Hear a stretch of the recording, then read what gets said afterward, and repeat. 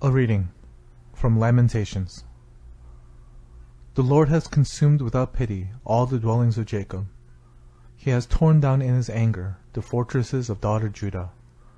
He has brought to the ground in dishonor her king and her princes.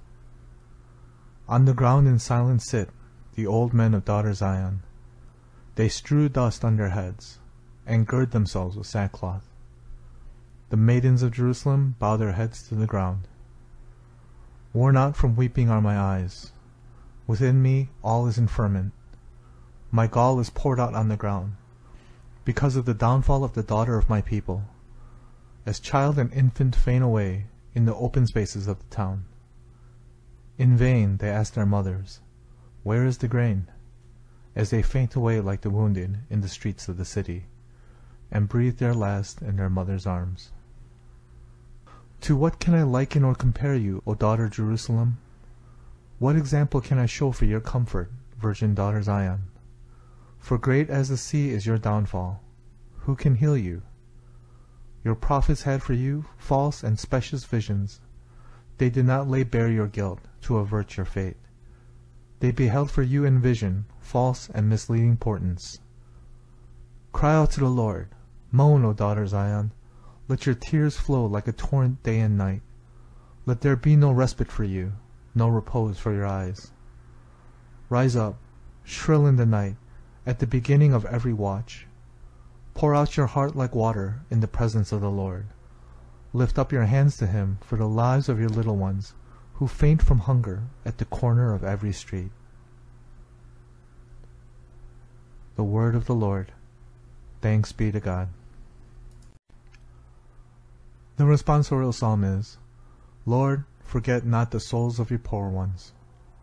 Lord, forget not the souls of your poor ones. Why, O God, have you cast us off forever? Why does your anger smolder against the sheep of your pasture?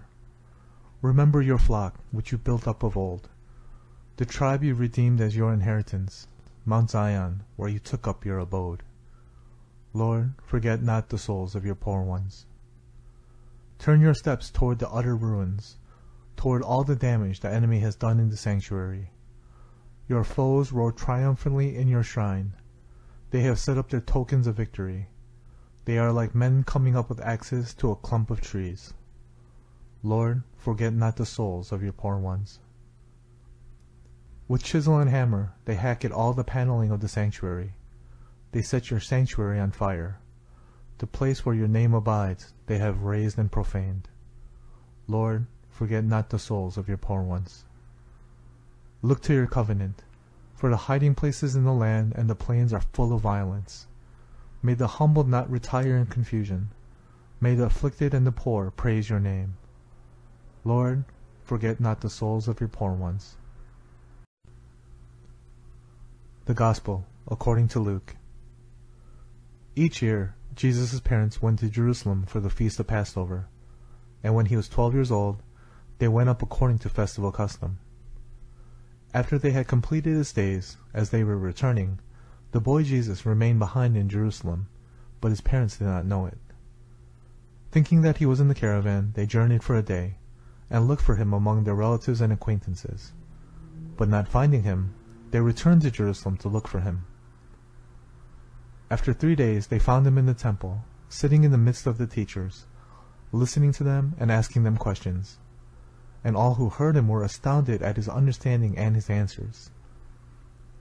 When his parents saw him, they were astonished. And his mother said to him, "Son, why have you done this to us? Your father and I have been looking for you with great anxiety." And he said to them, "Why were you looking for me? Did you not know that I must be in my father's house?" But they did not understand what he said to them. He went down with them and came to Nazareth, and was obedient to them. And his mother kept all these things in her heart.